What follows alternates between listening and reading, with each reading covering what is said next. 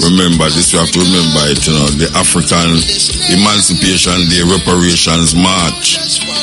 And this is happening in England. Yes, this is what I was trying to find. 9 a.m. Brixton Windrush Square. That is 1st of August 2018. And it's 9 a.m. Brixton Windrush Square Rally. UK and International Solidarity Messages. 12 noon, March to Parliament. Management, manga music, crime scene. 3 p.m., 3 minutes of silence to our ancestors.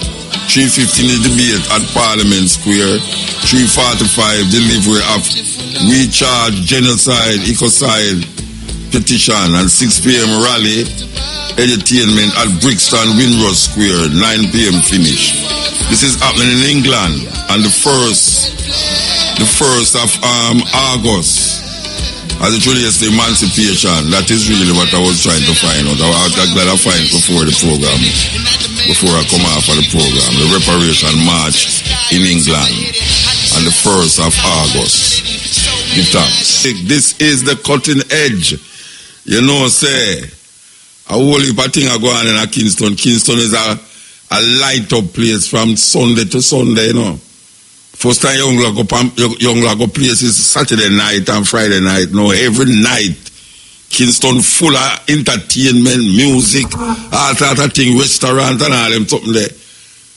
Trust me, man. You can just imagine when them done with downtown there.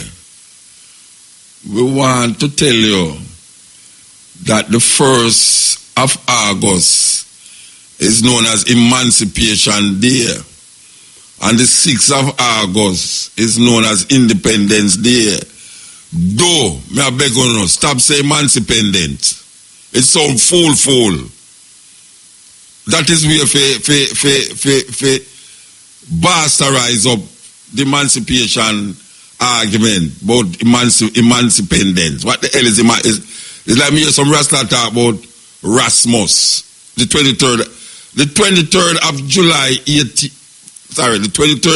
1892 is the birthday of Tafari Makonnen, crowned Emperor Haile Selassie the first. Wanna stop with no only lamp and straw about Rasmus. It's not no Rasmus. Or must come in a Ras.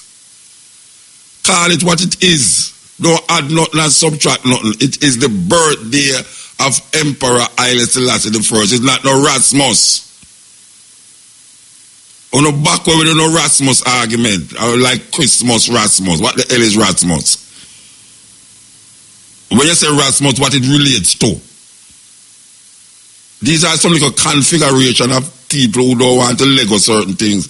On the Lego the argument about Rasmus is Haile Selassie birthday, the 23rd of July. Rastafari celebrate Emperor Haile Selassie Earth Day. It's just so it go. Alright, so we have a lull in that. We are dead here just a while ago. Alright, so we could play this. We want to play this. Hello, congratulations to the people of France. The people of France, congratulations, you win the World Cup. Yes, France, you win the World Cup. Congratulations. But I have a message for you. The people of France, and this message is for people of France and the people of Europe. People of France, I want you guys to understand your team. 80% of your team, all of them are from Africa. Yes, 80% of your team are from Africa. So the people of France, stop your races against Africans. France, I want you the people of France to understand. 50% of your players, 50% of your players, all these 50%, they are all Muslim. So people of France, stop your races against Muslims, stop your Islamophobia. So I want you the people of France to know that Africa and Muslim, they deliver for you. They bring you second World Cup. Yes, thanks to God, Africa and Muslim, they bring you people second World Cup. So now, all what we want from you is justice. We want you guys to give us justice. Yes, people of France, let me tell you, this message is for people of France and the people of Europe. Anything you see in Europe, there is one African playing there. All the teams. So you the people of Europe, last month you have a meeting, European Union, you say, okay, Africans are economic migrant, we have to deport them, we have to do this, we don't need the African, we don't need the black people, they come here. Let me tell you one thing. In Europe, You are the people who destroy Africa. Because of you people, you destroy Africa. Let me tell you, I'm going to start from Freetown, Sierra Leone. There was a war in Sierra Leone. Foday Sonko and his people, they were killing people in Sierra Leone during the war. But guess what? You the British, you went to Sierra Leone. You went there for your own interests. You went to guard the place where we have the diamond. The diamond area, you the British army, you went to guard the diamond area. You bring your heavy machine, big machine. You guys were digging the diamond. People of Freetown are busy killing each other. The rebels are killing each other. You refuse to go and keep the rebel away. You guys arm the rebel. You give them weapon. You tell them go. Don't come around here. Here we have the diamond. Here only British. That's what you guys did. You bring your big machine. You dig in the diamond. You steal millions of diamonds from Freetown. You take that one to Britain. That's what you did. The people of Europe, let me tell you, there was a war in Libya. You guys went to Libya. You destroyed Libya. You kill Gaddafi. But guess what? The people of Libya are busy fighting. You put very big ship. You guys were stealing their oil. You put big pipe. You connect your pipe. You stealing their oil. Whereas Libyans are killing each other. That's what you did. That's why I say you are the people who destroy Africa. My people, you don't even stop there. You went to Somalia. You destroy Somalia. You separate Somalia. Because of you, the Europeans. Today we have Somaliland. We have Djibouti. We have Somalia, Puntland, and Dembaland. We have all this stuff because of you people. Any country that you guys go, you will go and destroy that country. Name me one country that you know the European went there. You don't destroy that country. No. That's what you. And then today, you guys are saying that. Oh no. We don't want Africans to come to our country. You don't want us to come to your country. We will come. We will come. Let me tell you, my people. Nigeria. They are mayors, governors, president, and ministers. The money that they stole is more than £1 trillion sterling. That is what the Nigerians, what they stole, and then they saved it in banks in England. Nigeria presidents, mayors, governors, the money that they stole, if you put all those money together, it's more than £1 trillion sterling that they stole from poor people of Nigeria. And today you guys are saying, now, Nigeria are doing 419. Hey, let me tell you the British. I mean 1 trillion there. I don't say 1 billion with billion. 1 trillion. That is what the Nigerian president, mayor, that's what they steal. They save in your country. But you refuse to take that money and give it back to Nigerians. Our African leaders, all the money that they steal, where is that money? That money is in your country. The former president of the Gambia, Yahya Jammeh, he steal our money. And Yahya Jammeh and her wife Zainab, they have 3 accounts in France. 3 accounts. They have another account in Belgium. They have 3 accounts. They have 3 other accounts in Switzerland. In Switzerland, where is that money? Still now our government are working to get that money. We cannot. That's why today our African leaders are corrupt. Hey, my people, my president today, our president, his name is Adama Barrow. This man became a president in 1 year, 8 months. 1 year, 8 months, he became president. 1 year, 8 months, he built a mansion. Where did he get that money from? In the village, in his village, he built a mansion, road, and 3 electric house street light. Where did he get that money from? You the European, you are the one who are making our African leaders to become corrupt. That's why today in Africa, our African... Yeah, the African are venting frustration with both African leaders and France. Africans win the World Cup for France. Yet still, as a matter of fact, them youth was trained in France to play for France. But them don't want Africans in them country. And most of the people them is either them come from Africa straight or them family migrate is immigrants in France. And racism is a big problem in France. Racism is a big problem all over Europe as it relates to African people. And then there's a part of Islam.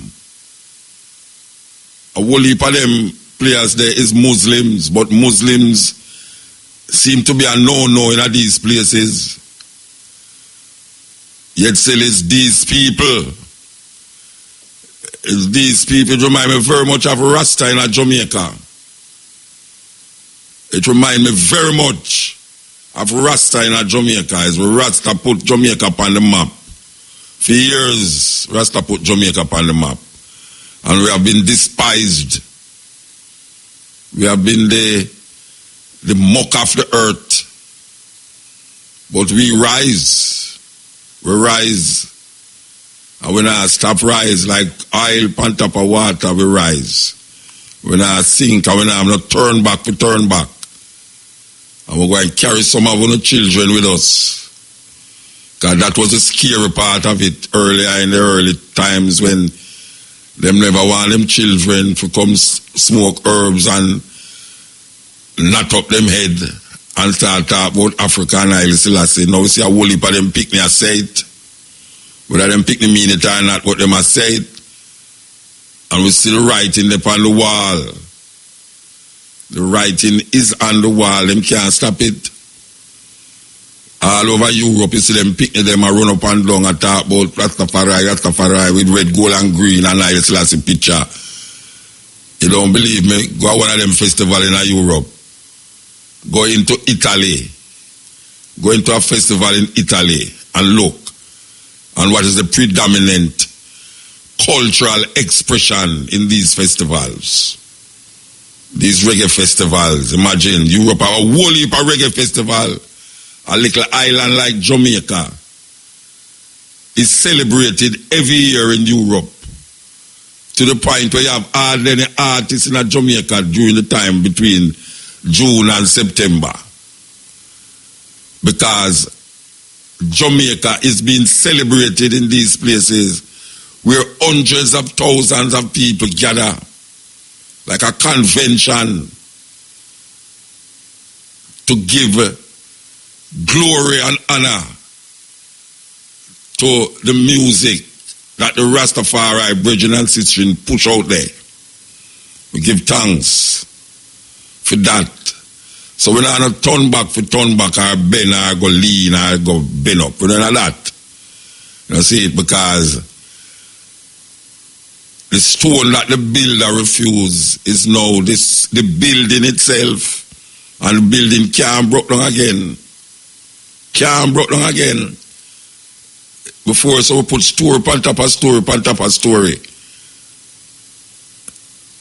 So we just want to tell the youth them who never have the opportunity to struggle in a this society where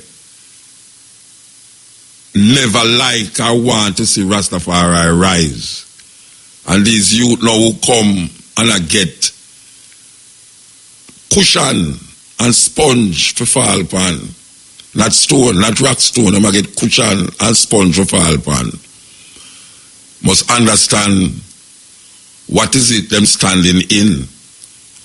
It's not an easy road. Not an easy road, and it's not reggae music neither.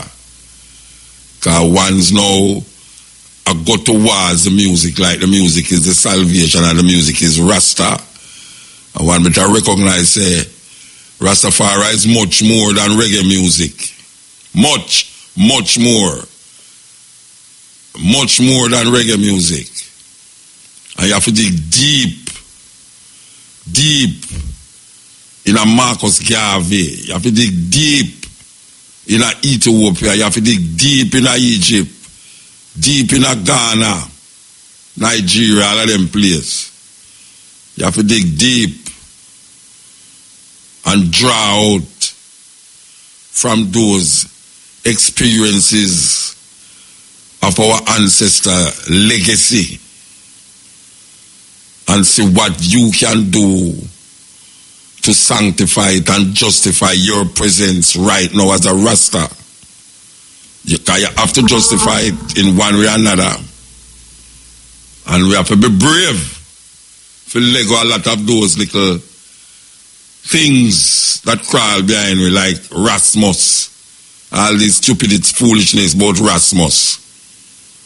People trying to, like how people say, Jesus And when him say Jesus, him really a talk about Jesus Christ, but him want to blacken the white man. And the same attributes that Jesus have, him put it upon Jesus. And for say him correct that way there. So when him say Jesus now, he must say Jesus. Because Jesus is J-E-Z-Z-A-R-G, whatsoever they want to call it. This little argument don't hold no water in this time here. This is the age of thinking. And there's a lot of things that we can't make fall back away. We have to let it go. Pull the string, make it drop outside and continue the journey. The signpost is not the end of the journey, it's the way. The way to the journey, the way to the existence of something greater down the road. So when you hear a man I bring up all of these things and I put all these things upon Haile Selassie name and I make you feel like say, because you say that now, Haile Selassie become greater. Haile Selassie not greater because you say Jah Rastafari. Haile Selassie not greater because you say him a Christ in his kingly character. Is Jesus come back again? We have to let go them things there. We have to let it go. Not serving you at this time. That was not the intention of Leonard Howell. It was not the intention of Leonard Howell. Because it's a liberation we are working with you now from colonialism and white supremacy. That is why them man they go write them own Bible. Yes, them man they go write them own Bible. Because them realize say something is wrong. And even though we can say pick sense out of nonsense and recognize certain things in these different books, but we have to recognize that we can't keep using for them eyes. Look through for them spectacle, according to Marcus Garvey. Marcus Garvey said, we must look through our own spectacle. If the white man wants to see God through the white spectacle, make him do it. If the God of Abraham, Isaac, and Jacob is recognized through for them spectacle, let them do it. We must see our Almighty through Ethiopia. And at that we are doing, but we are trying to change up the Ethiopian into some God, Jesus, Jah, all sort of argument. Like say when you say them thing that greater. Can't greater than who him is. Him is what him is already. It's just so it go. Vexation. But that vexation there. When I get vexed with the card of them. But the vexation. Welcome to Jamaican Roots and Culture. I'm Pat Clark. Every Jamaican who has traveled abroad has experienced the true meaning of the phrase, little but talawa. For a country of our size, we are enormously popular and the rest of the world can't seem to get enough of our culture. There's a deep fascination with our athletes. The world is also in love with our music and food. We'll share with you some of the main reasons why Jamaica's culture is among the world's most popular. Jamaica's indigenous language is captivating. People all over are intrigued by Jamaican patois. Thanks to trailblazers like the Honorable Louise Bennett and our talented and creative reggae artists and poets, people on every continent are exposed to our expressive language. The colorful blend of English with Spanish and ancestral African languages stir intrigue and curiosity, and many people want to talk like us to get a little piece of the Jamaican culture. Thanks to the trend set by the late great reggae icon Bob Marley, reggae music is blaring through speakers on every corner of the globe. More than 3 decades after Marley's death, reggae remains an influential force behind several other genres, and today reggae is regularly infused in the work of many popular international artists. Our irresistible food has captured the palates of many people worldwide.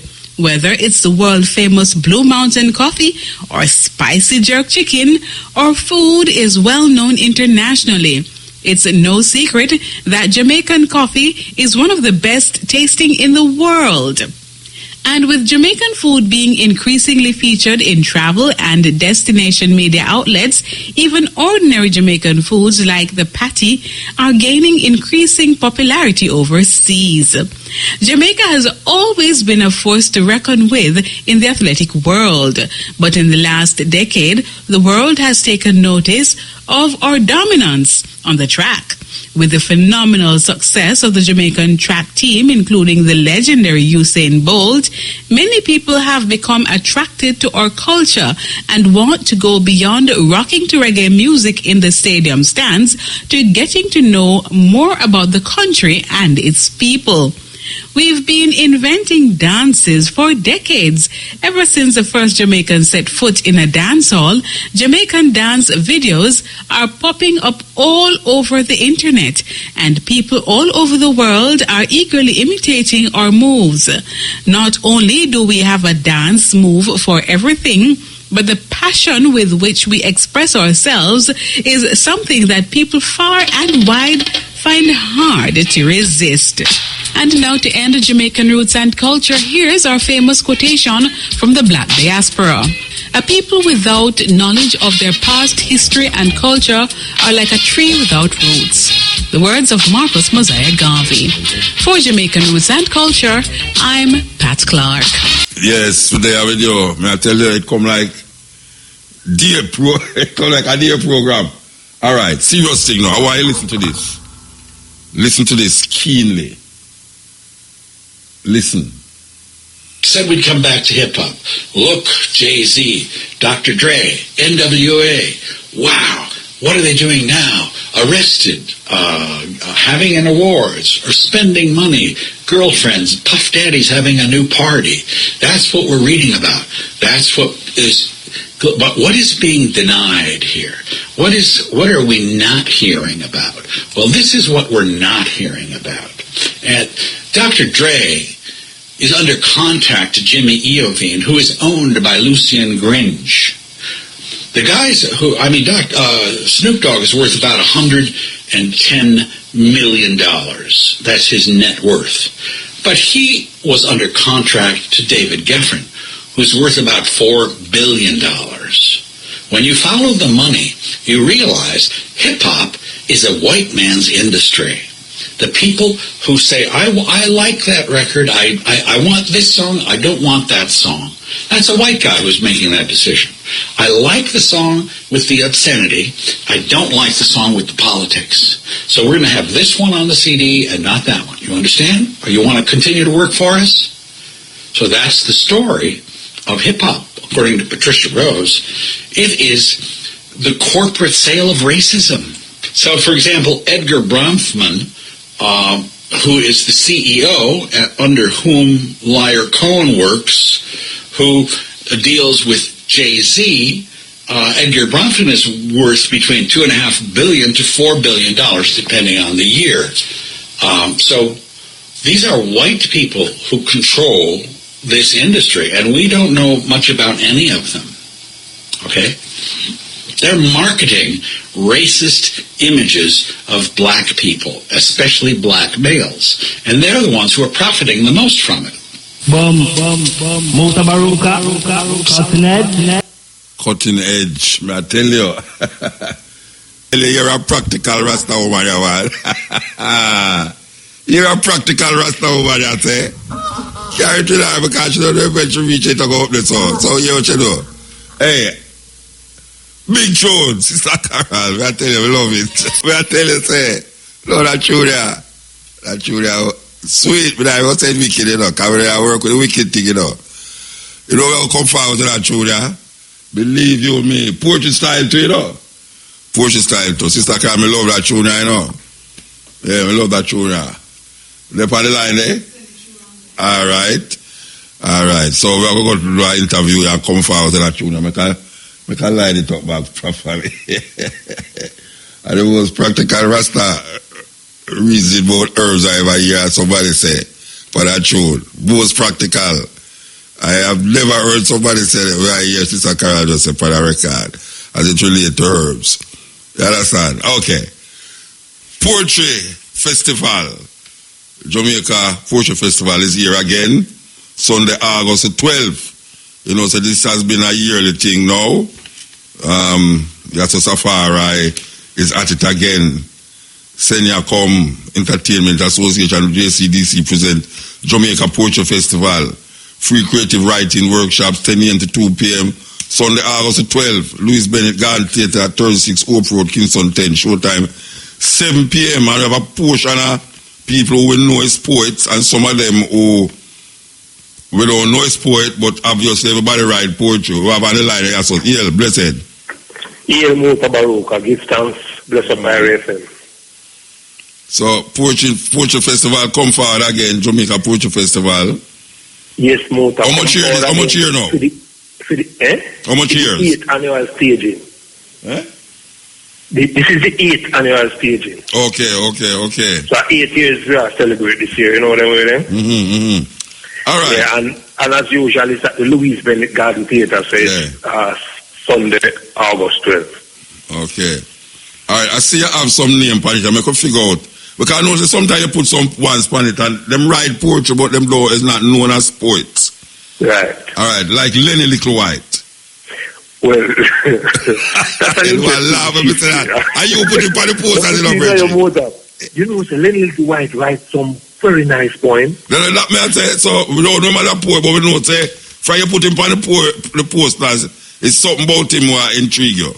Exactly. Something about him will intrigue me because he want no mood, as you even know. We want to make the poetry more accessible and we want people to access poetry. And we realize there's a poet in almost everyone, whether or not them accept it, express it, you know, or recognize it. Of course. Lenny Little White is a little bit different because he has been writing consistently but has never ever shared on stage. Yes. But this is someone who is in film, who is in TV, who is in writing forever in terms of the history of Jamaica. So, you know, we recognize that someone said to me, say, you know, say, Lenny writes some beautiful poetry. I'm saying, well, that should be interesting. And so they started sharing a few stuff with me, and I like them. And he has never gone on stage. He's looking forward to it. He never go on stage with the tent? Eh? He never go on stage with the tent? Never. This is the first time in the history of the life of Lenny Little White. All right. But and then now we have people, we have Lana Goodison. But I'm supposed to go down the line, you know, Rasta. Oh, sorry about that. I go down the line, man. Don't preempt me, man. All right, sir. Yeah, all right. So last year you have Jessica Mgwamgwani, if I pronounce the name, I see her 3 weeks ago. Umbangini. 3 weeks ago, she was at a show where we do, and you know, we spar with her. She have a nice little store in our Oriental Plaza where we really did go there, and yes, really a go on nice down there. Yeah. And now this year now we see you have a Tanzanian poet. Yeah. Alright, tell me about this lady you know. No, the Tanzanian poet is not a lady, you know. Okay. Oh, it's a man. It's a man, yeah. Okay, alright, tell me about it.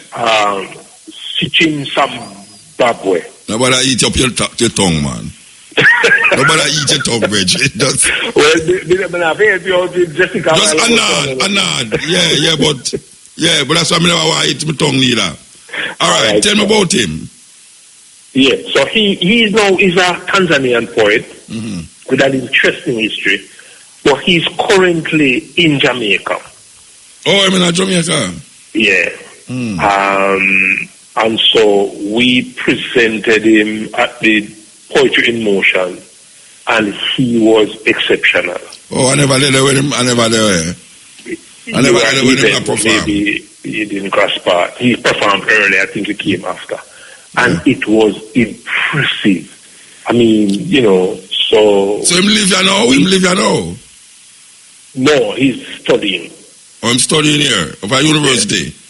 Yeah. Oh, no, Bethlehem Moravian Teachers College. You know that we have a kind of synergy with Bethlehem for the past 7 years, Yeah. as well as Church Teachers College in Mandeville. Yeah. And we, with the events there, with the workshops there, we support each other. And so he was a talent that we identified as exceptional. And we presented him and him rise to the occasion, and wow. Yeah. And so, we wanted Kingston to experience it and him to experience the experience. All right, so we'll go to... And so him do it, you see, his poetry, Muta, interestingly, and you mentioned Jessica, him do it in both English and his language from Tanzania. Yeah.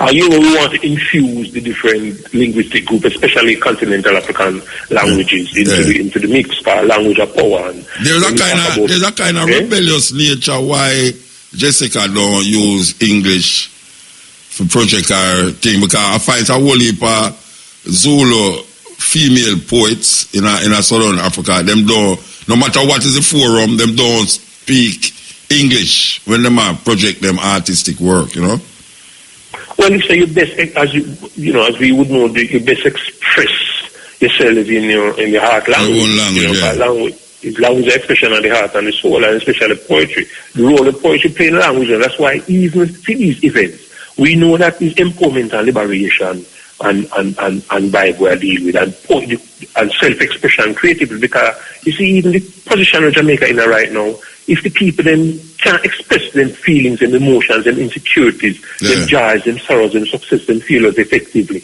then they more either implode or explode. So it go back to the nature of language itself, which is ventilating the soul, the emotions. So it is therapeutic, it is empowering, it is liberating, it is self-asserting, and so. The poetry festival is for the same purpose. The poet laureate, yes, Lana Goodison, is the first she ever performed part any. She do poetry motion already? No. Is the first she going to go to that thing where you promote? Yes. Okay. And then we have Dr. Velma Pollard. I've never seen. Dr. Velma Pollard is an interesting addition. I know that she's a big writer. I mean, she's well known out there. I think that she should win some prize. No, Lana Goodison won $167,000. No, Dr. Velma never win a prize that day. Well, I'm sure about that one, but it's possible because she's always on the move. She's well established, dread talk, so she has short stories as things are used in the schools and universities here and elsewhere. Yeah. And she have a thing up at St. Mary. She have a thing up at St. Mary, don't it? Name the Black. The Black Space is our sister, and Erna Bradby is yeah. I mix it up. Right. And you know that Andrew Bradby from JCDC is also the nephew. Yeah. Mr. Sister Panager named Cabo. Who that lady there? Well, it's a sister who from Chicago St. Mary High School, she write and publish, And last year, Senya come publish an anthology for her called Making Kenke from Memory. She has always been there as a poet, but we see a different role that take place from last year where she's been more prolific, she's more on stage, more assertive. I realized that, and she was very nice last year too. She's an integral. She was very nice last year as the host. Brilliant. Not just at the Jamaica Poetry Festival, but even this year, Poetry in Motion in Mandeville. Yeah. And then she almost turned Poetry in Motion into a fashion show this year when she rolled out. Yeah, so we have to do the thing repeat, Okay. When it's so nice, I have to do it twice and thrice. All right, so we remind the people the one and only. We want to remind the people that Sunday, August 12th, this is Jamaica Poetry Festival, the 8th year, Louis Bennett Garden Theatre, 36 Hope Road, Kingston 10, and we have other ones for it like Yasa Safari, Gene Breeze. We are told that Gene Breeze is going to get an award.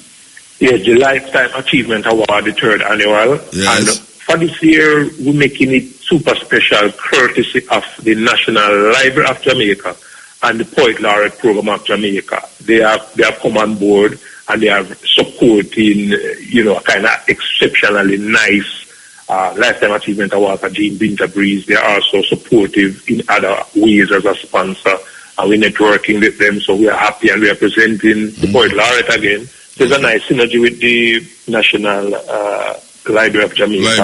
And it is an FM endorse event and IRFM big up. And so certainly, Muta, give me the opportunity to salute you as the patron for the event and someone who is highly anticipated on the event annually.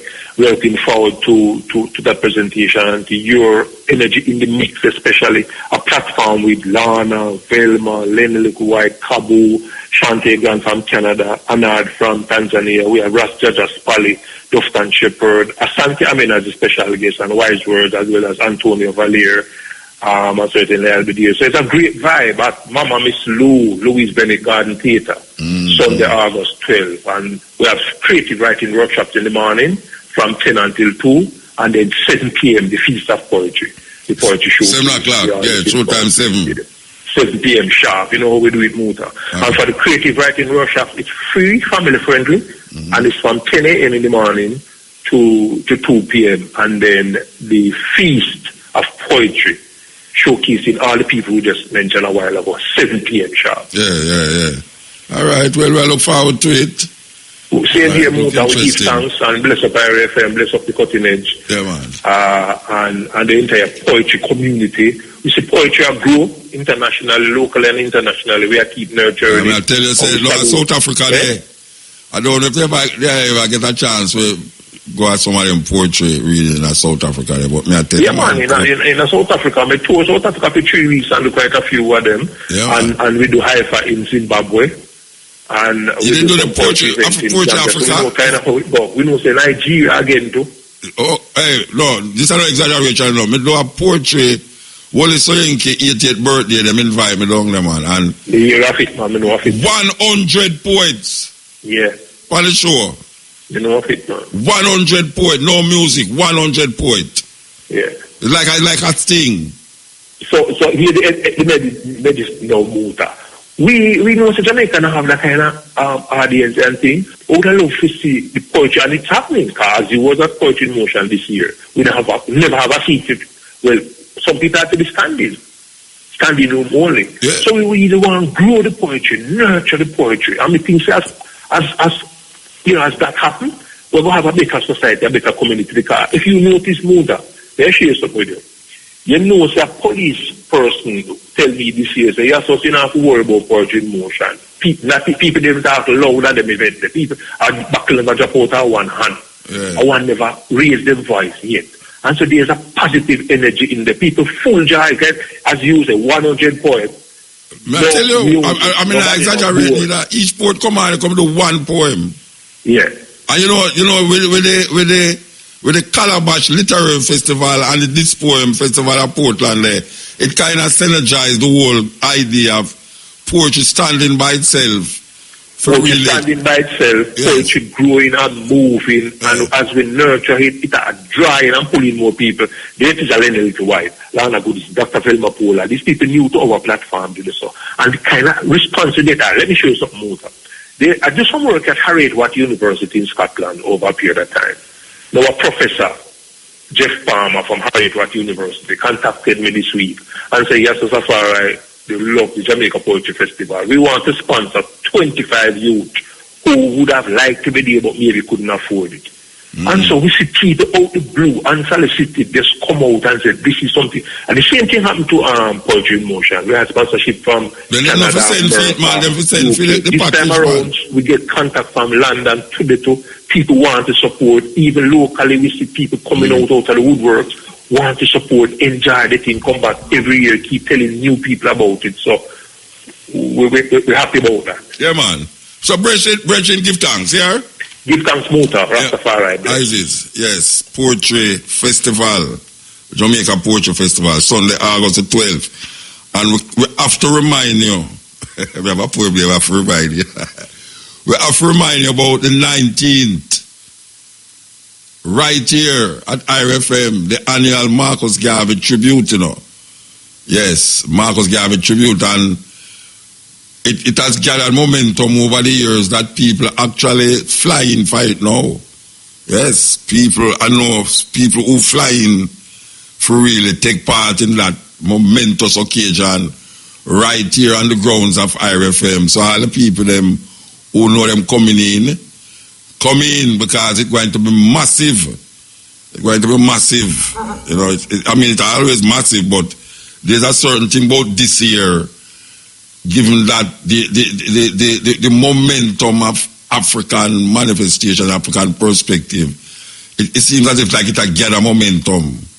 Yeah, it a gather momentum. And it's not my little twisted mind, is where we see. And the consciousness that prevail more and more now. We see more and more people gravitating towards the idea of Pan-Africanism, the idea of reparation, and the idea of African spirituality. You know, we see it moving, and we really give thanks for that. This is the continent. We want to go back to this song with Sister Carol, this Ganja song. Okay. Thank you, operator. We want to go back with this song. Because if we can say, I play that tune, and it reminds me of the next tune I usually play in a long time era of when how the tune there? Tune, but I give me no problem, you know. Okay, all right. That tune, I used to play that tune regular. Listen to this tune, Sister Carol again. Like how me really find that tune, I'm going to find that one now. Well, youth and youth, them style. Wrong tune, you know, Muta. Another one they want, you know, with the tune there. You know, so I go find the tune. I go find the tune, you know. Yeah. Oh, teacher, all right. I find the tune. I have to play that one, poetry style. Sister Carol from them longer days there. Here goes. You know why? You know the people in Auroville, the place name? Yeah. I want the people them know say we did there in Auroville. I'm not all the Jamaican people, not all the people in California now. We did there, you know, me and Queen Africa, Tony Rebel, Junior Reed, where's it there again? Ras Shiloh. We was there. So, but if you never see me, it's not our fault why you never see me. You understand? But we was there. Trust me. I still feel jet lag. I get up 4 o'clock yesterday when I had to catch a flight to drive go to San Francisco. So you know, if you never see me, don't make nobody tell you nothing. We was there. You understand? All right. So, in order to say that, we clear a chest with that. I will not say nothing more about it. Because if we say anything else about it, it's going to create a bam. All right. Over there. We want to play this thing, I know, but we so play it. But we want the people them understand we are going in our earth here right now as it relates to Africa. We see the Prime Minister gone down to Namibia and South Africa. And we don't hope nothing, you know, cause I'm a politician them name. But we have been talking about the South movement where we're supposed to be making connection with African countries. Because we see the North not going our way or even helping us to go the way we're supposed to go. But we need to divert our attention because the whole world is not America. You can take North America and put it in Africa. Even though when you look on the map, it looks like North America bigger than Africa. But you can take North America and put in Africa and China too. So what we are saying is that we see the Prime Minister gone down Africa there. Go attend the BRICS conference where they have down there. For those of you who don't know what BRICS means, it means is a group of emerging countries that is outside of the EU and is carving them own niche economically and politically. We're talking about Brazil, the B in it is Brazil, the R in it is Russia. Remember the VRI, the I in it is India, the C in it is China, and the S in it is South Africa. BRICS. One time it named BRIC. Brazil, Russia, India, and China, but now South Africa divert them attention from the West and just make it a stay in the East there, except for Russia.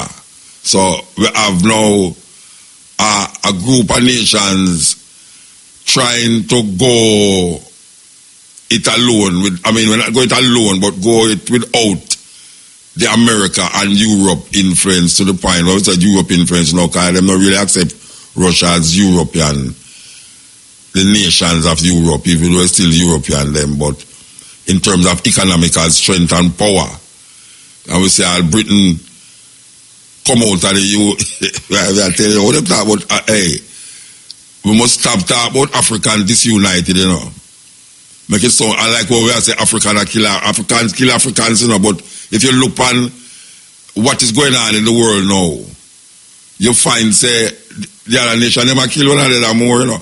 And you know, say, them do a survey in America where say, I have to come forward to this, you know. Them do a survey in America where say, white people is safer in a black communities than them own white communities. There's more white people being murdered in white communities than white people dying in black communities.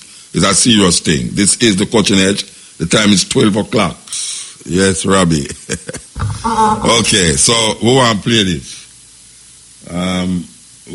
this. Listen, very, very important perception. I would like to tell you a few personal stories about what I like to call the danger of the single story.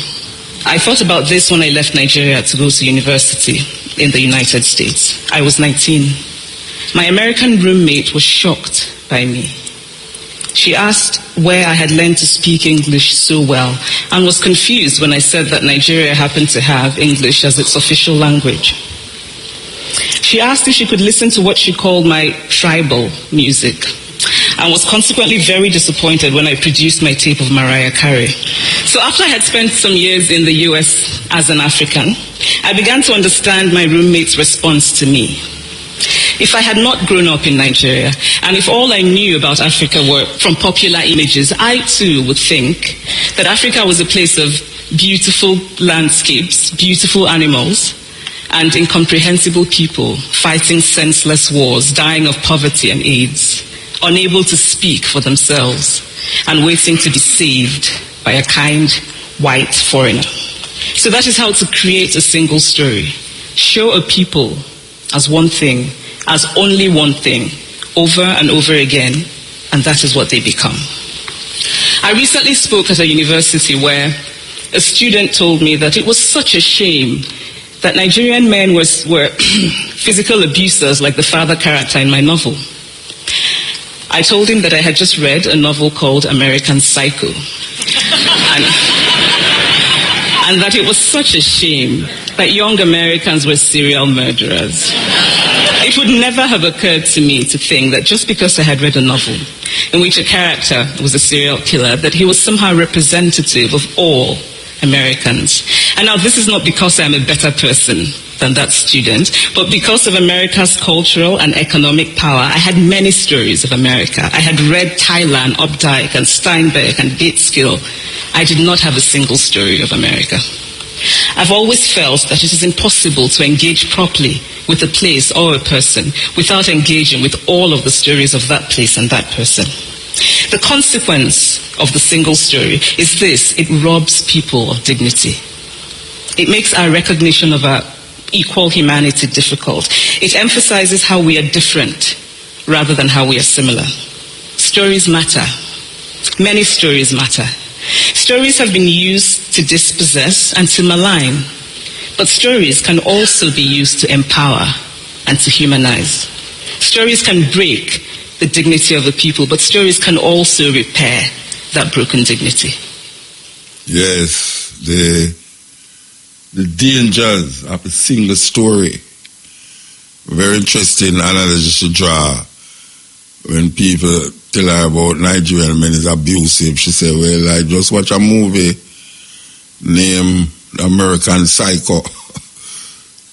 American men are murderers. That's a single story. Sister named Ngozi. And this is something that should be played over and over and over again. I'm telling you, man, it's very, very, that's why I tell you, say things are move. It's a move, you know. Yeah, it's a move, man. Like this. They poison the air, they poison the water, they poison vaccines for our sons and our daughters. Call it conspiracy, but it doesn't faze me. Watch some world star hip-hop and see if I'm crazy. Dumb upon dumb, the dumbing down worked. They can't answer a question, but they know how to twerk. And before you think that you're any better with your degree in hand and pocket protector, answer this. You voting for left or the right? Illusion of choice in a rigged fight. Television for multiple personalities. One watches news, the other reality. Both have the same owners, both have the same writers, both have the same purpose to kill our desires. Working our jobs, we are now so complacent. Photographing our food is now entertainment. We can't afford thrills. We can't even relax. Can you even clear your head without a Xanax? Or Prozac or Ambien? Go down the list. Who gave us these issues that Big Pharma can fix? They say harmful ingredients in such small amounts can't hurt anyone, but it's paramount. 69 doses of vaccines is what's on schedule by the time you're 16. Pharmaceutical lobbyists are second to none. In the past 7 years, they spent $800 million. That's chump change in investment return. Once you see, cancer alone is a $500 billion a year industry. As I mentioned before, this is one of the ways they've taken control of the people these days. We pay to be poisoned. I know that sounds nuts. Got a computer? Bill Gates thanks us. Watch Innovating to Zero, Gates' TED Talk stand to reduce carbon emissions, a population control plan. In his own words, here's the goal. If we do a great job with vaccines, healthcare, and birth control, look at the millions of dollars he's so generously given to make geoengineering a cure for emissions. Look up at the sky. Contrails my ass. Gates talks about sunblocking with sulfuric acid. That shit rains down into our water supply, seeps into our crops. You can see the trees die. Maybe I'm crazy, or maybe I'm not. But there's things that I notice that happen a lot. Like when important bills pass, it's sleight of hand so you miss. Don't look at that. Hey, look at this. On April 18th, 2013, CISPA passed during Boston bombing. During the scare of Ebola, the UN passed what essentially is a Global Patriot Act. You know, the Patriot Act that excludes due process for the nation and leaves extremists up to interpretation, which leads to things like TSA, Guantanamo Bay, and invasions of privacy by the NSA. If you have nothing to hide, why do you care about this? Because of the things that make you a suspected terrorist. Owning a gun or precious metals, activism's too far, or rocking a Ron Paul sticker on the back of your car.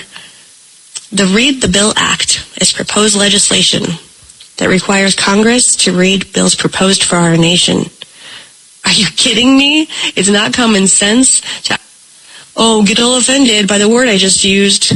You should be offended by what's in your food.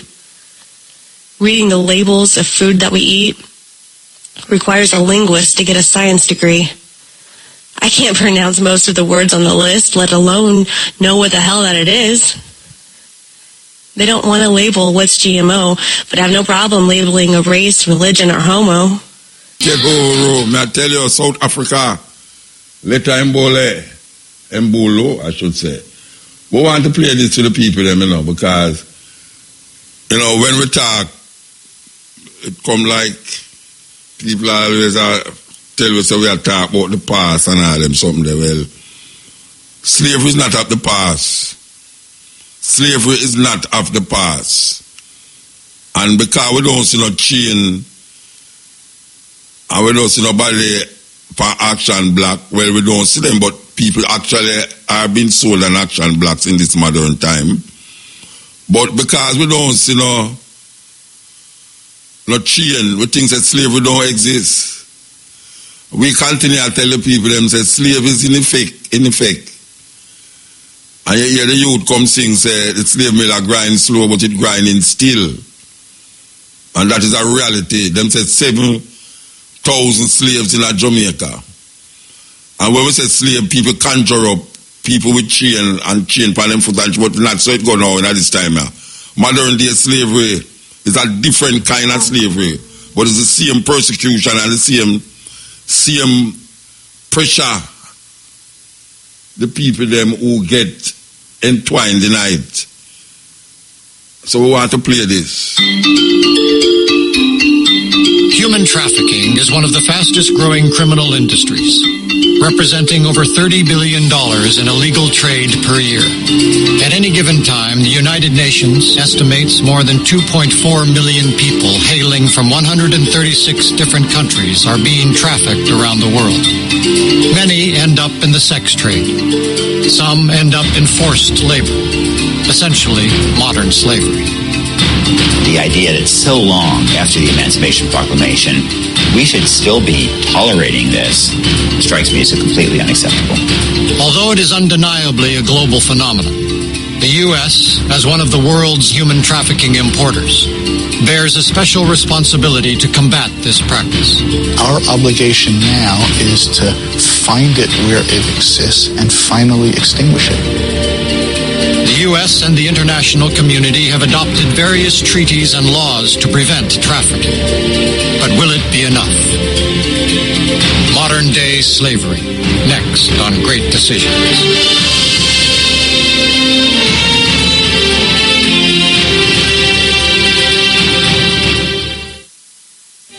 They're often hidden in plain sight.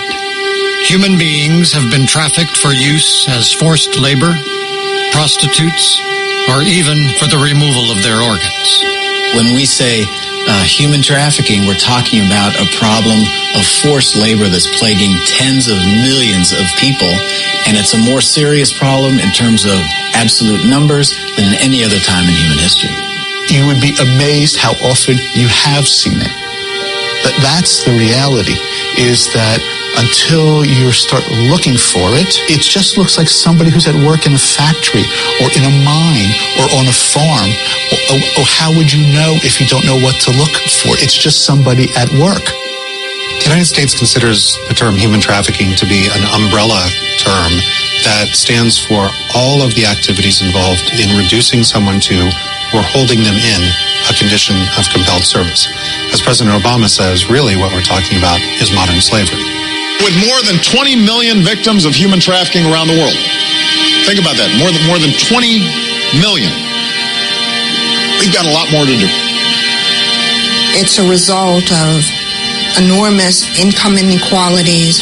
It's a result of prejudice and gender discrimination, but it's also a result of enormous corruption that drains countries of resources. Everybody potential become a victim of human trafficking, and everybody also potential become a trafficker. Human trafficking is happen around the world, not only in the third world, like Africa, Philippines, Mexico, but it happened in United States, in our own backyard. It happens to men and women, adults and children. They are abducted, coerced, or deceived by traffickers into a life of exploitation that's difficult to escape. A so-called labor recruiter will come into rural villages and tell men, well, we have a great job for you in one of the Gulf states. Or they'll tell a girl, we have a great job for you in Kathmandu or along the Chinese border in a hotel or a restaurant. But I need to hold on to your passport before we get there. Of course, all this is a trap. They promise them things. We're going to give you work. You can work in a hotel as a maid, or you can work in someone else as the domestic servant. And once they get there, often their papers, their documents are taken, and then they're coerced into working for the trafficker or his associates. I was a general manager in the biggest bank in Indonesia. I lost my job because of the economic turbulence fell out. I couldn't work, and I applied a job in the newspaper. The advertisement, it was in newspaper. I got legitimate paperwork. While I came to United States, they didn't put me in the job that they offer. They put me into business. The U.S., European Union, the United Nations, and a host of international organizations are working to combat the trade that nets the traffickers an estimated $50 billion a year. And the figures get worse. Forced labor, another term for slavery, involves an estimated 20.9 million people, some of whom were trafficked, according to the International Labor Organization.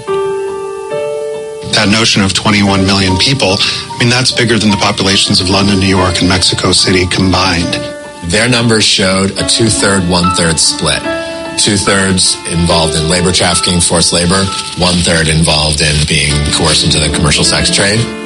But most of the victims of human trafficking are really going to be in these common industries of making bricks, farming rice, rock quarries, very, very manual labor, which if you looked at it from the outside, you would have no idea that there was slavery taking place. The numbers may be higher.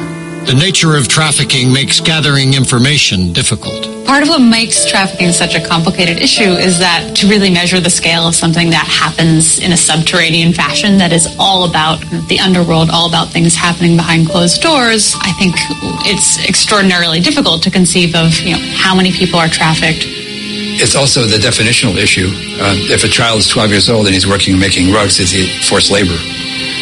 He's making money for the family so they can eat, and supporting them is helping the family work in the back room. It's just forced labor. So a great deal of it is unreported. Profits generated from forced labor can add up to $150 billion a year. It's about the third most profitable criminal activity in the world. There are about 30 million slaves in the world. How much profit is generated to some degree depends on the type of slavery. The most profitable form of slavery is sex trafficking, but there's a profit in every form of it. There's not one structure to human trafficking. There are traffickers that may be a couple individuals or a husband and wife. And then you can have larger organizations such as the Mogilevsky organization out of the former Soviet Union that had human trafficking as one element of its larger criminal profile. Human trafficking is not illegal immigration, an act which is committed voluntarily. The Trafficking Victims Protection Act that came out in the year 2000 essentially defines the crime in 3 buckets. 1 is children being held in the commercial sex trade. 2 is adults who are in the commercial sex trade, but they're through force, fraud, or coercion. And 3 is anyone forced to work in some sort of labor or services, again, through force, fraud, or coercion. Can you walk away? Are you being compelled? Are you being compensated? Are you in debt? How did you get here? So you can ask these questions and find out whether there's slavery.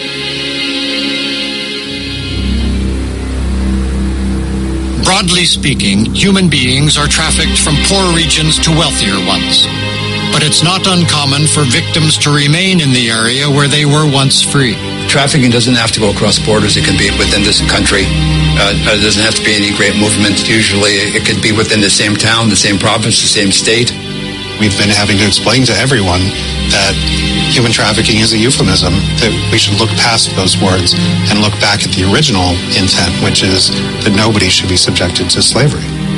3/4 of those slaves or modern victims of trafficking are in 3 countries. They're in India, Pakistan, and China.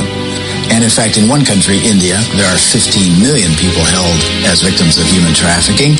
And so you have in one country more than half the victims in the world.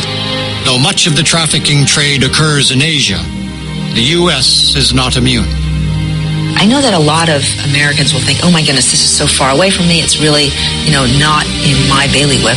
But actually, if you look around you, even in New York City, in Boston, in Washington, D.C., you will find traffic girls. And they may be people who are very close to you, much closer than you even think.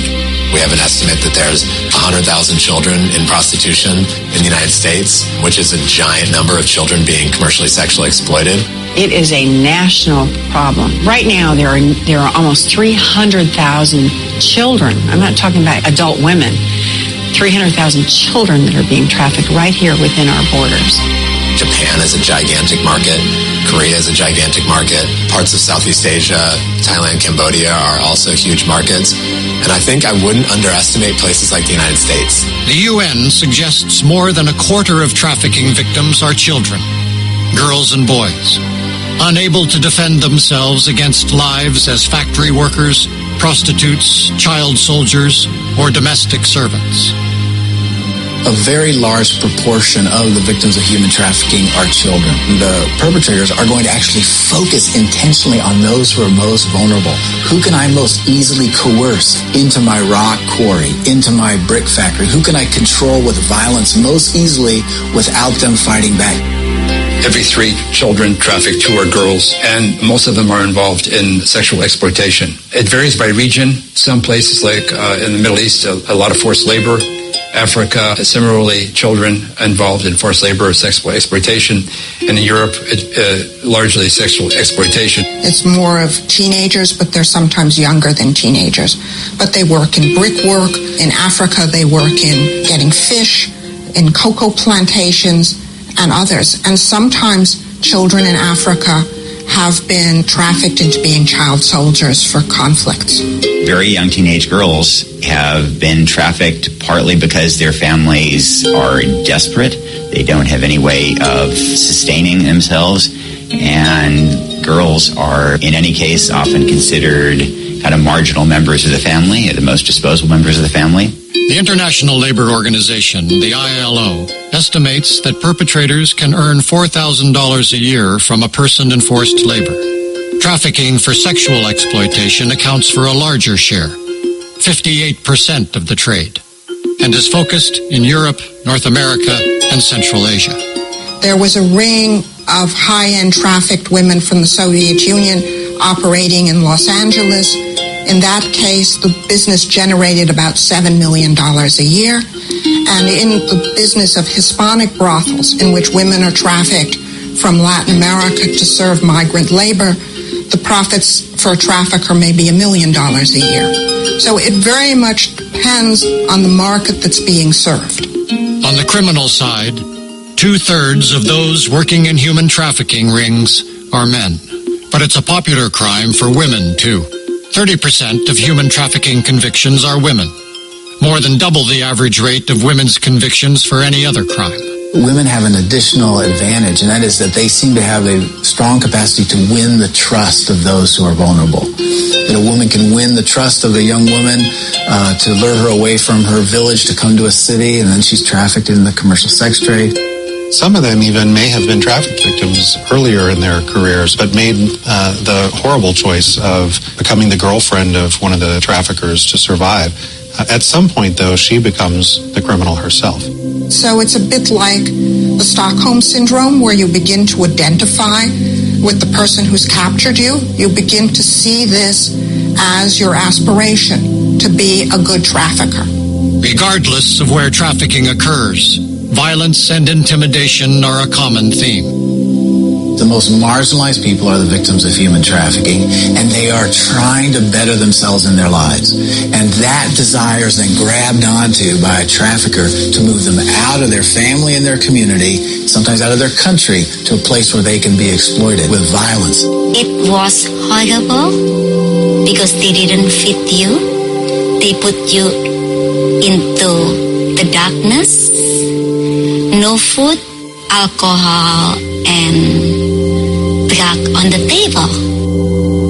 They scared me with a gun, with a knife, with a baseball bat, and also they have a police badge to scare me. So at that moment, I didn't know how my life looked like, but I tried to survive.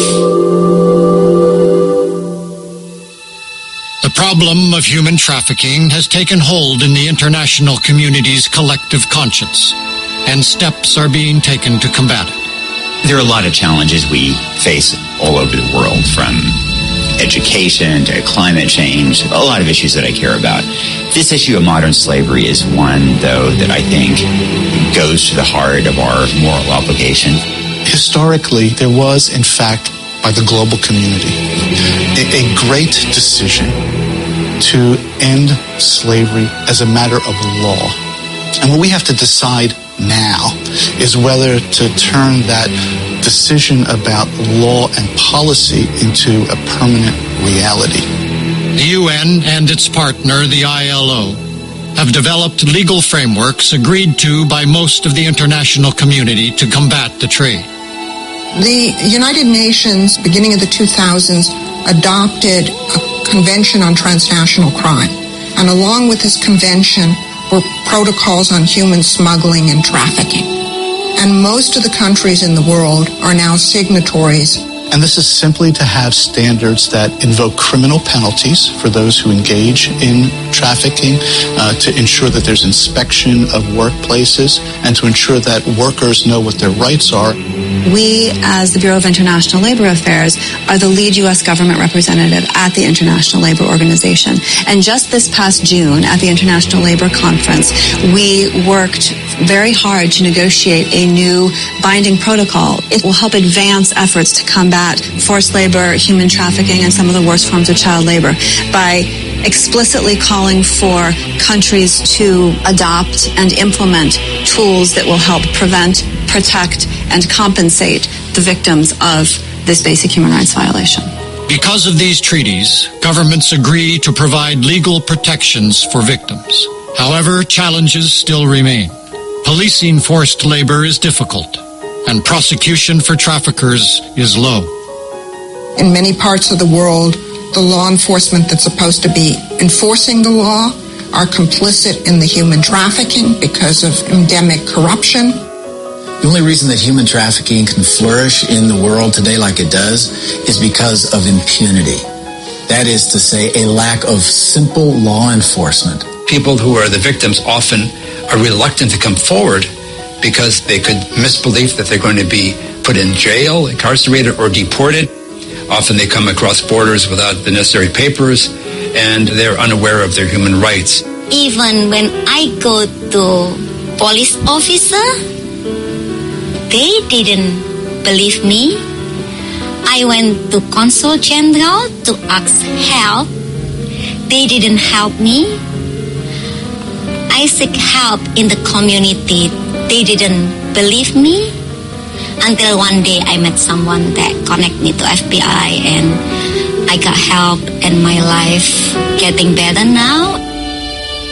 Non-governmental organizations around the world have taken up the charge as well, raising awareness, offering rehabilitation, or in some cases, operating anonymous tip lines for people to call in suspected forced labor or human trafficking situations.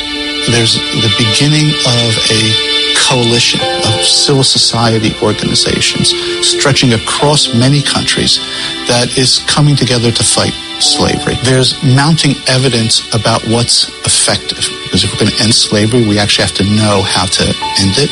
The global movement can do way better when it comes to hotlines, when it comes to prevention messaging, when it comes to educating people about their rights before they get into a job, before they migrate for a job. Much of our attention has been on rescuing victims, but unfortunately in the world today, there's an endless supply of victims. And we're not doing enough to go after the business of human trafficking, to go after this the way we go after the drug trade, to try and reduce the profitability and increase the risk for the traffickers. Refugees, people who have fled war or conflict, are particularly vulnerable. The UN is working to raise awareness so that at-risk populations do not fall prey to the crime cartels. Over and over, all around the world, we've seen that refugee populations are particularly vulnerable to trafficking. If one looks at the recent evolution, in 2011, all over the world, we had 14,000 people displaced by conflict per day, internally and externally. In 2012, 23,000. In 2013, 32,000. Conflict regions are major sources of trafficking victims because individuals lose their social support. They've had the people who are the traditional protectors in their families, the husbands, the fathers, the brothers killed, and therefore the women are are especially vulnerable. So one of the things that's so important whenever we're setting up a refugee camp, whether it's through the UN or International Organization for Migration, is to ensure that there is policing so that when the traffickers start sniffing around, they realize that they're not going to be able to recruit out of the camp. Sometimes it's actually the risk of trafficking that leads people to become refugees. And that's what we saw in this recent exodus of children from some of the Central American countries. What these children were doing was running away from becoming enslaved into criminal gangs. As a global leader, the U.S. is using its influence to help curb human trafficking around the world. The U.S. State Department issues its annual Trafficking in Persons report. In that report, group countries according to tiers, which countries have successfully implementing sort of the principles and recommendations of the protocol on human trafficking that was adopted by the United Nations. And they're providing funds as well as reports and assisting countries in developing skills and knowledge bases and staff and abilities, institutions to deal with trafficking. We assess the activities of governments along three parameters: prevention, protection, and prosecution. And every year we also rank those governments as to what they're working on. And we put forth recommendations to these countries as to how they can improve with respect to law enforcement, with respect to the substantive laws on the books, with respect to their own policies, with respect to data collection, in their efforts to combat the worst forms of child labor. Every country is in fact graded on a scale of 1 to 3, and the lower numbers are good numbers. The higher the number, the worse the behavior of the country. Through the State Department's report, there is a clearer definition of human trafficking and the consequences of allowing it to take place. I have seen governments in the developing world completely transform their willingness to fight trafficking on the basis of their relationship with the United States and on the basis of the international community's insistence that they do something about it. A country that is on Tier 3 in the United States Annual Trafficking in Persons Report could be subjected to sanctions, everything from restrictions on U.S. foreign assistance and military aid to the United States having to vote against them in international financial institutions like the World Bank and others. It's sometimes used in a very political fashion and hasn't been very effective in getting states to be more responsive. It has worked in some cases that are dependent on U.S. aid, but for many countries that are poor and under-resourced, trafficking is not one of their priorities.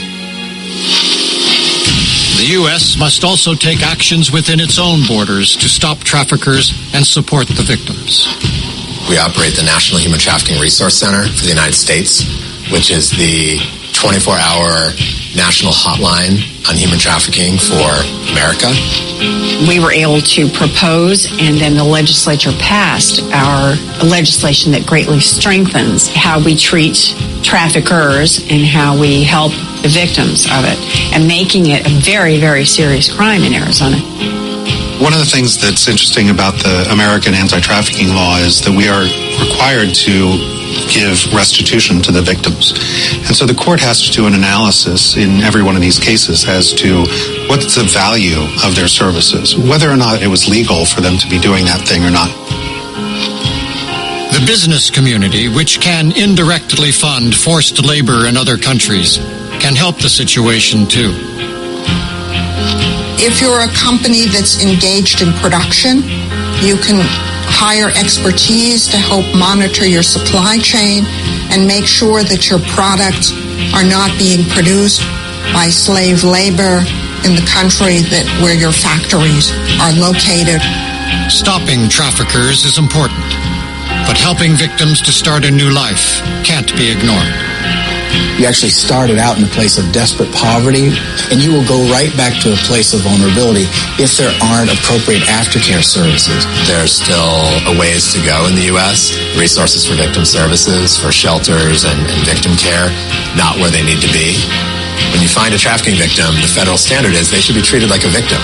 This story needs to be told because in United States still don't believe if human trafficking happen in our community, in our our backyard. As a survivor, as an outcomer, the biggest challenge is how we empower survivors to get back on their feet. It's going to take more than reports and laws to put an end to the problem. It's going to take persistence at every level, from criminal prosecution to victim assistance, before we see an end to the trade in human beings. Great Decisions is produced by the Foreign Policy Association. Skip Marley coming through. I think this is the son of Sidela Marley. Yes. This is the continent and RFM going through the pieces, you understand? Music intertwined. Only one program of its kind. Yes. And nowhere else you will find. Okay, so we gotta look for this thing and we'll find it. So we're going to play it now. By next time here, I look for it here, sir. Yes, okay. I look for it. I'm going to open the phone line them now too. But we're going to continue this. So we want to play this for the people there. What we are witnessing at our borders with black and brown families today is not who America has become. This is who America has always been. We have been here before. I know it feels brand new, but it's not. America snatched indigenous children from their families and their land in the name of God. America enslaved African-born children from their families for subjugation and control in the name of God. America snatched Japanese American children from their families, ruled by fabricated fear in the name of God. America snatched 250,000 predominantly black and brown children from parents who are caged in a prison industrial complex that is too profitable for the few in the name of God. And let us not forget, America sent back fleeing Jewish refugees back to their death in the name of God. America snatched over 30,000 children and caged them in juvenile detention centers where we would rather incarcerate than educate in the name of God.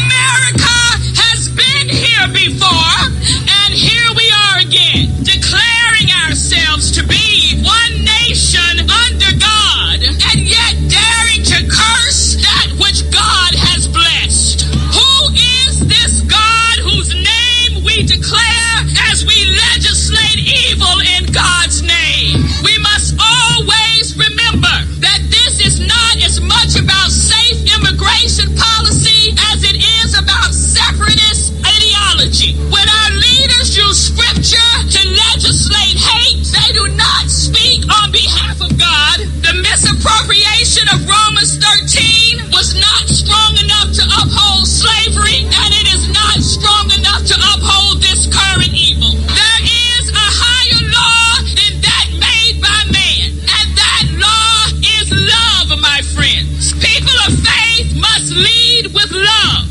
People of faith must legislate with love. People of faith must be governed by love. People of faith must fight always for love. For if there is not love, there is not God. Remember, history says love always wins. Yes, Ian. Ian Muta. Wait a man. Yeah, man, everything is everything. Just saying, happy belated Earth Strong, praise His Imperial Majesty Haile Selassie, which was on Monday, the 23rd of July, as we know. Yeah. Yes, 126, born Rastafari Makanen. Yeah. And on the same Monday, the 23rd, I had a wonderful interview, filmed the interview, because I'll be broadcasting it soon, with a man who used to go to the same school that you used to go to, but long before you, a Mr. Alan Wilmot, okay, who used to live at Tower Street, 93 years old, and came here in 1947, the year before the Empire Windrush. You didn't tell me came about to him already. England. You talk about him Yes. already, man. Eh? You talk about him already. I remember you talk about him already. Right. Well, I did a filmed interview with him, and very wonderful. And his younger brother came on the Windrush itself in 1948, and so on, and still doing well at 93, still active mentally, and of course he was a member of one of the famous singing groups in this country, known as the Southlanders, and so on. And I heard that, I don't know if you were there, but I heard that Capleton really did well at Sumfest the other recently. I just come forward, I never there. The whole weekend I never there. Okay. All right. But I trust where you were that everything went fine for you still. But we was alright still. Huh? It never go fine, but we're alright. Alright. Right. Just one of those things. But you said mightn't go fine, but you're alright. Yeah, just one of those things. Yes, we know where we go. We have the rough and the smooth. But we just have one of those things, as you said, you know what I mean? And then we're there. And hope that Linda, the singer and songwriter, who write Red Rose with Gregory and many hit songs, GSC, Lodge and other people. He had a wonderful show and dance with Anthony Malvo and others. I hear about it. In Miami. Yeah, I hear about it. Yeah. Yes. And Everton Blender from Give Me a Bit. Yes, it was fantastic. Yes, heard that the place was ram and hoped and, really did well. Of course, his latest album, My World, Your World, nice album, and him have a new tune there about your best friend, which is doing well in the charts. So glad to know that things are going fine. And next week in Belgium, the reggae festival they call Geel, G-E-E-L. Yeah, Geel. Yes, with a lot of Jamaican artists. Only for them. Gonna be on it. Yes, and I'm really glad to know that our people still, touring and doing well because reggae music and so on. And I'm getting some more information on this, but this so-called DJ clash, because I don't call it sound system clash, that them are that tier one. A lot of people upset that because them say, who put it on, don't set it for the Japanese Mighty Crown win, no matter what. Well, I don't think so still, because Mighty Crown win on the boat too. And me did it 3 times when Mighty Crown licked down Tony Mataran. And they deserve to win. Because Tony Mataran never did prepare at the one. When I talk about the one we just gone, I talk about the time they were the same clash. On the Jamrock cruise there, Damian Marley cruise. Yeah. And even me and my lady sit down and she want Mataran win. And yes, as a Jamaican, yes. Mataran make the Japanese them trick him to play a tune where him never did go play it, But them ball it out, him say, all right, go and play, and it lick him down totally. And the next year him come back again. And get licked down again. And this year again him come back down and wait name there and get licked down again. I not seen say nobody does set nothing. I not seen say them set nothing. The Japanese them. It look like that Mataran is a professional loser, or them set him up to be the fall guy, team oneself. When me send a message to him, me say, if him lose that one, him better not come on the boat. Yes, because, well, I hear what you say in terms of that, because I watched the final part with him and Mighty Crown at Pier 1 the other day. And the last tune that he played was totally stupid and inappropriate. You ever know when you say it's like a race set? Because even the Japanese guy have to say, how you could play a stupid tune like that? Watch out. The Japanese them use psychology and get him out all the while. All the while, the youth them get him out. You know, me now go say chew them a Japanese this and chew them a Japanese that. When me look on this, me seen say 2 times me look on them. Well, 3 times actually, but 2 times was with Tony Mataran, because them and Tony Mataran always end up. Whether they so hard on the boat. And me I say, the Japanese them lick down totally. Me never done a clear one, but it easy if you say through them are Japanese, the people said the thing, but it never said. It never said. Tony Mataran did it before. But I notice what you say. Is that Tony Mataran never prepare. It was obvious because you said that to me. You know what I mean? Yeah, man. Tony Mataran them resort to some bad word and all them something there all the while and then lose out. Yes, and you know what I found that was stupid with this last one. The Japanese guy, I call him the B word. Yeah. In the cash, you know. I call him the B word, you know. Yeah. And after Mighty Crown were awarded the winning, Tony Mataran go over and skin up him teeth with them. No, any yard man who a man serious and thing, a boy no matter whether him come from Jamaica or not, I call you the B word and thing. And then afterwards you go over and skin up your teeth. Yeah, hold on the man dingo. Hold on there. You have to understand this, the psychology of this clash thing, you know. Can me hear them call the Japanese worse than that. You understand? So okay, I hear you. But it's not like say if a man call a man the B word, you start to take it a funny way because me stand up and hear Mataran lick them down some terrible way. And the next set, and next one where did I play them on the ship there? Because on the ship everything goes. Nobody, the police today if tell you say cause barrel and so on the ship everything go. But it was fun and entertainment. So when you hear all them words, they show all over the some place there. No feel no I saw them go on. It might not be acceptable to me. I feel them think that part and parcel of them it might not acceptable to me. But may I tell you the honest truth, me did enjoy the clash them on the boat. As a matter of fact, my lady who no involved in a no dance hall, not at all. She go up on the boat and she asks, I wish they are the dancer, I wish they are the clash night, because that's what she want to go. I'm kind of enjoying. And she normally, she know them things. She don't like no time at all. She don't want to hear nothing about certain things. Yeah. Just the idea of it and the whole freeness and liberated of it, she love it. But me did love it too. I mean, it really want to go down there so. But me go away, me fly out, so I saw. But me don't think them set it up. I don't think nobody set up nothing. Let them youth there, them Japanese youth there, it's just clash man them. Them just dead if they clash. And them win. And because them have this little way about them where them try to adapt the Jamaican way. It sounds funny to Jamaican. Yeah, that is the novelty. I mean, I try to cuss the bad word them and go on. Yes, that novelty factor. Yeah, a little novelty. That novelty. Anyway, we're going to move your door. Yeah. Talk about it. All right. Everything is everything, but... Yeah, man.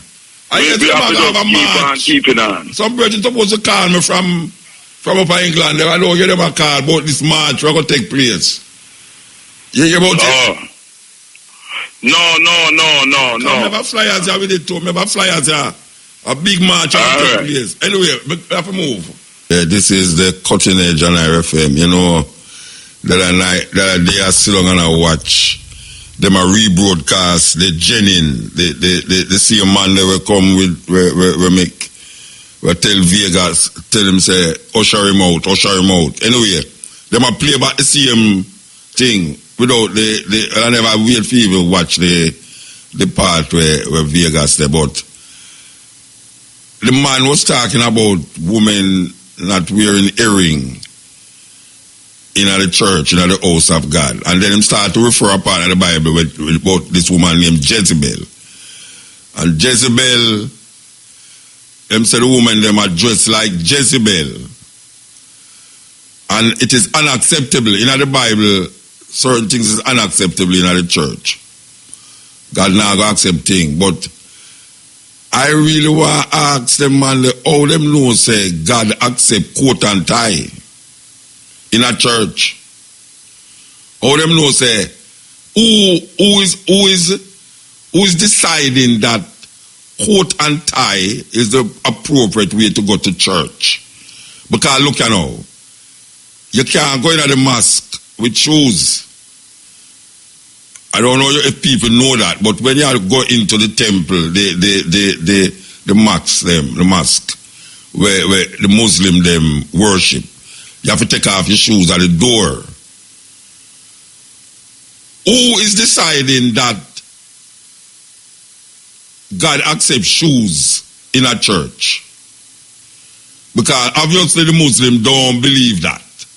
The Muslim them going to the mosque, them don't believe say you must go in a church with shoes.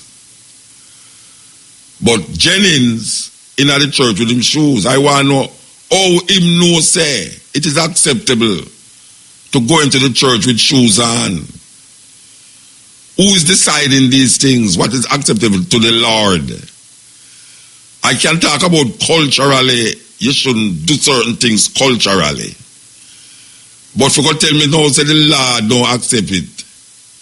I don't know how I could have come to that agreement when I don't even know who the Lord is accepting and not accepting. But I can't see where you're not supposed to wear certain clothes or not supposed to don't have on certain clothes.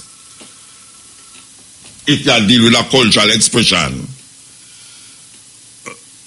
But shoes in a church,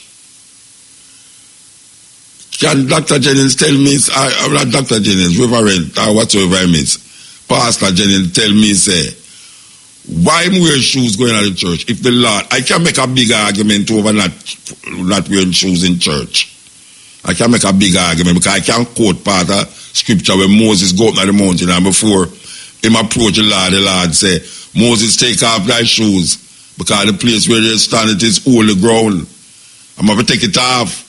So, the place where you stand it is holy ground. Is the church ground holy? Is the church ground holy? If the church ground is holy, why you have on shoes in the church? Because you have another group of religious people who don't wear shoes going up for them church. Who's deciding these things? It's man. Man deciding all of these things when I'm telling you about God this and God that. Is man that decide it. There's no God outside of man. It's man decide these things. Man that decides that you must do that. Man that decides that you must do that. Man that decides that this and this and this and that. It's man that do it. Because I hear him have a tie. All the hell him knows that tie is acceptable to the Lord. You know, I mean, really. Or come to these things. And you have man who sit down at the church and hear the man I call. And if your wife have on these things, she's a whore. And the man him sit down at the church a clap. Damn idiot them. Them is idiots. If you make a man come and tell you that your wife is a whore because she have answered. You just left her. You and her come out of the house with certain clothes and you never tell her to take off that and go put on something else. That means that you is as blind as she. You see she walk out of the house. You think if my woman walk out of the house with certain things, I tell her, no, that don't look appropriate. Or if me I come out of the yard, sometimes I come out of the house and my wife tell me to go back inside with that. You think more when people come talk about how me make you look broke down and match down. But change that. I'm going to go change it without any question. So already I tell you now about woman them a whore, and them I tell you say if your wife inside her so she's a whore, and you sit down there accept that before you take the Bible and fling upon him, and him have a coat and tie up there, him have a coat and tie and shoes. Who decides that is acceptable? Because man can show you in the Bible anything we want to show you. Anything we want to show you to justify them foolishness. They want to tell you this, they want to tell you that. They open the Bible and show you it. It's a madness. It's a total madness. This is the cutting edge. We're on the outside, I know, you know. We're on the outside. We're really on the outside. we want to give thanks. Operator, the tall one, I got the tallest operator, Mr. Come area, you know. The operator, she tall and looking quite nice, sweet. I want them get them sweet sisters there are working area, man. Most women work here, you know. Most women work here, believe you me. And when them can find a woman to do this program, young lady to do this program now. Okay. We give thanks. We want to play this. We was playing it, now we stop it, but we're going to keep playing it. Bless. Yeah. Bless. Talk quick, brethren, yes. The religion is the most controversial subject from day one. Yeah. Yeah, the pastor them. You see? See them thing is how them see. Yeah. Is not what the writers see, what everyone read. Is how them see. And give it to you their way. Yeah. Let's say God way. Yes. Yeah, you understand? Yeah, man. And as far as me see, they must take control of this place, the God there. That is how them state it, you know. Yeah. Who is them or the pastor to decide who is to be judged? And that may I ask him too. Eh? And that may I ask too. So them not believe now the part we say judge, not less he be judge. Or if he be so clean, cast the first word. Well, you have to carry the man go to court for judge him. Eh? Anybody where I get judge have to go to court. Alright. But it's not tough with them. Them just dictate it their way. Yeah. Yeah. The next thing, you have some man where them, anytime them lift them phone line and you walk to them, you know the controversial one. You see the one last week? Before him get controversial, I tell the brethren when me and him was here, say, the man they are line up, they are cut off. Yeah, taxi. But when I respect with you still, yeah. All when them controversial from the beginning, you still give them some time. Yeah, man, what do you mean? Yeah. We're not afraid of controversy. Yeah. All right, so give thanks. Even Jennings, they know. Who? In Jennings, Pastor Jennings. Pastor Jennings. Yeah, he my judge for God. You know who him remind me of? Oh. Ayatollah Ayatollah Khomeini. Right, where they set up the firing squad. Yeah. You remember? Yeah. And when say them execute the people them for raging war on God and corrupting the earth. Yeah, well I say ISIL did that ISIL too. Yeah, and if you don't know if you know about this when I think Reagan go down to China and him go somewhere in a one house there. Him have so much bodyguard and all of them have to take off them shoes. When the thing finish, it's a scramble to find who for choose. Who for choose is who for choose. Right.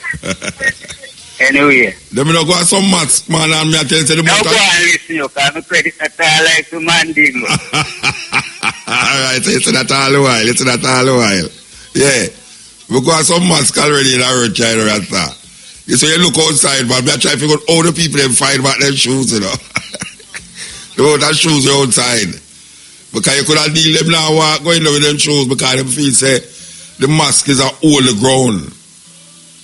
And the idea of Moses take off that shoe because the place where they stand it is holy.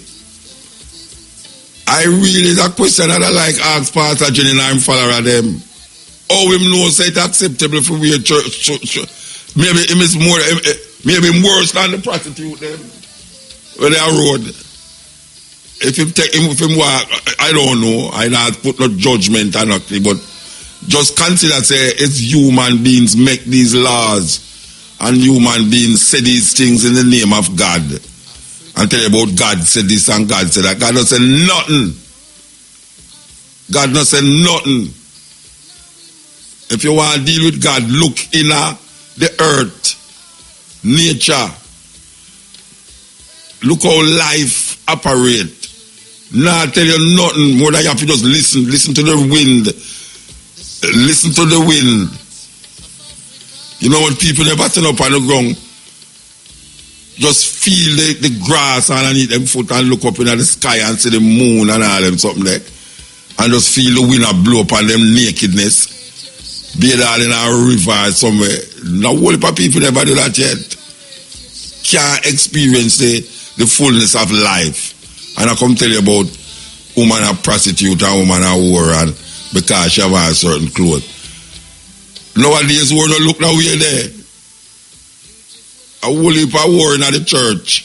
We have on the long dress them and all these things. You could have deal, if you don't mind sharp too, him could have dead your eyeball one of them too.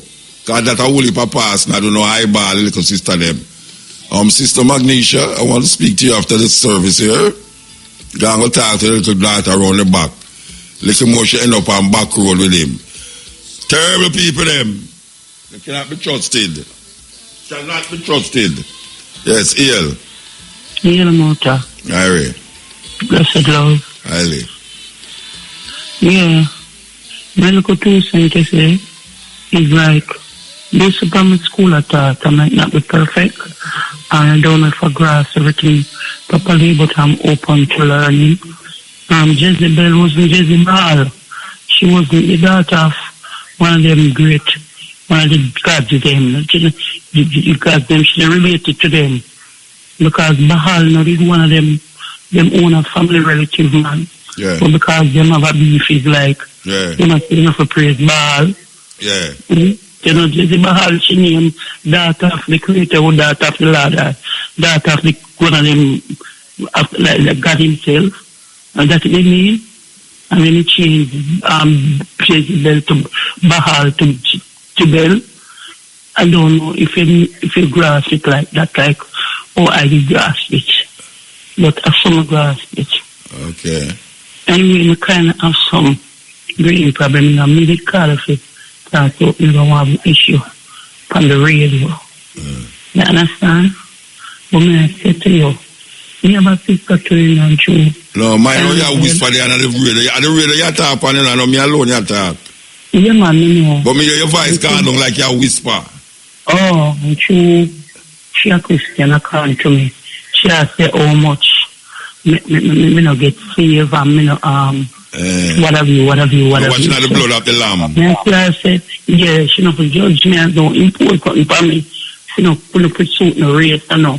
But for people, I think Jesus as my personal savior. I'm telling you, standing from my home, and you was trying to hear from me, you know everything about me. So what can I see if I forget saved? It's like, you're not a jumper because the thing shall beat them this in a minute. I say, you're one. Don't impose it, don't just respect. Only perceive my personal. It's my personal.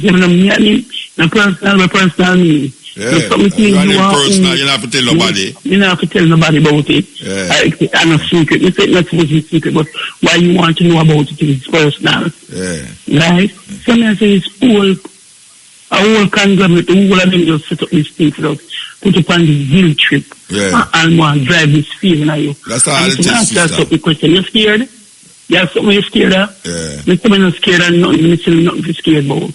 And then I listen to your 42 laws with Martha say, I have not this. So, in a sense, you are your own judge too. Of course. And Martha out here with the fed and I know if you take the scales. Of course. So which God this I go judge, I wish whatever you go judge. Let them don't go read Muta. Let them tell man. Don't go read and learn this thing as cap. Sup up with them and go with grass information we're privy to everyone now. Yeah. I ain't again, you know. No. Right? And peer in them involved no female. Mother father got them in fight no female and God it. He just can in. Like woman have no part for play night. Any feminine energy she did it and she's so upset with everything. She ratty because I bear him around me, I bear him. And when I sure I say I don't know him, it's not him alone. She make me know say she don't know Bono. No matter I like appear him. For them, she don't know, you know. Because this thing just keep going on and nobody not try to look in it and change it. Pastor himself for God. You have house God, land God. ground God, tongue God, you have all kind of gods around here. So, this upper God thing when them use it conveniently and look, I need to know who is God and who you have opportunity to God. That way if you stop talk about God. Yeah, of course. So, I say, date we didn't know. So, I say. All right, sister, wrap a move, though. Wrap a move. Yeah, man. You thanks, yeah? Yeah, man. Yeah, man, the sister, I think. She think out everything, man. I saw it go. Critical thinking is very important in this time, yeah. There are at least 14 million God in India. You have some who don't have no God at all. So, you have some, hey, watch your man. Them things it soon come to pass, though. It soon come to pass. The more people recognize how wicked and cruel these thinking is, just as the sister said, it's just to drive fear in you and guilt. That's all it is about. Driving fear and guilt in you. And make people heart wax more cruel and more devious against each other. That's what it is. So you what to know? We're not taking no more call, you know. One call and we're shouting. I can say. Yes, Ian. Hi there. You talk quick, brethren. One call, 2 minutes. Fire. Yes. Yeah, man, give thanks. Yeah. I don't know if they did watch the town hall. Yeah, I watch it, yeah. But you see what the politicians do, them doing. It's a conversation where you have to keep up your so now. It not going to work now, them hours here. Yeah? The conversation where you have to keep up your so now, it not no time for work out just so right just so now. You have to call me back tomorrow for that conversation. So why topic for tonight? Why? What is the topic? We don't have a topic, but when I said, based upon what me hear you going to say, the time I go and me have to go lock you off, and that me I tell you. Well, lock me off when you don't want to hear no more. Well, I know me don't want to hear no more because the time gone. All right, one good virgin. Tell them I want to know it. Tomorrow. Yes, and that me I show him, see it? It kind of strange to do that, but I just saw it go. So here we are saying now, give thanks to the moment, give thanks to the time, give thanks to the energy, give thanks to Tala, we're going to call her Tala, you know, Tala. Give thanks for me hungry. Vita, yes, Vita. You see that ginger there? Someone, you know. Yeah, the ginger man. Believe you me, the ginger. Okay, so Matrix, I don't see Matrix yet, you know, okay. We're going to see. We're supposed to talk to some people about the children them in the government caring. Where them call them care, where them care for the picnic them where I get abused. Suppose I talk to that woman about 2 weeks now, we can't get her. But we'll get her because when I come off fight, believe you me, not something supposed to come off. And we are told to remind you that the Marcus Garvey tribute is the 19th of August. Marcus Garvey Earth Day is the 17th, but Sunday, you know, it's Sunday we usually keep it on for deal with the Africa Forum. So, you know, I and Andrea Cabo Mahateru will be hosting that from 6 o'clock in the morning and it go right until the night. I want to remind you to that Mama Yata, a celebration of her life will be held on Sunday at Boone Hall, Oasis, that is up at Stony Hill. That is something that we have to be there because that sister mean a lot to us and our family mean a lot to us, you understand? So for those of you who know Ayata, find yourself up a Boone Boone Oasis, Boone Oasis, right up here, when you reach a Stony Hill, so square, you turn right. and you go around until you turn left and go down. Anybody will know which part my brethren Miguel live, you know, so nearly so. Okay. We want to also tell you that there is a program taking place up Great Odds. We're supposed to call them forward to tell them a thing. Great Odds is the same time too. 17th, 18th and 19th of August. A celebration of Marcus Garvey also that is going to take place. We're supposed to up there. So you know, give thanks to the moment, give thanks to the time, give thanks to the energy.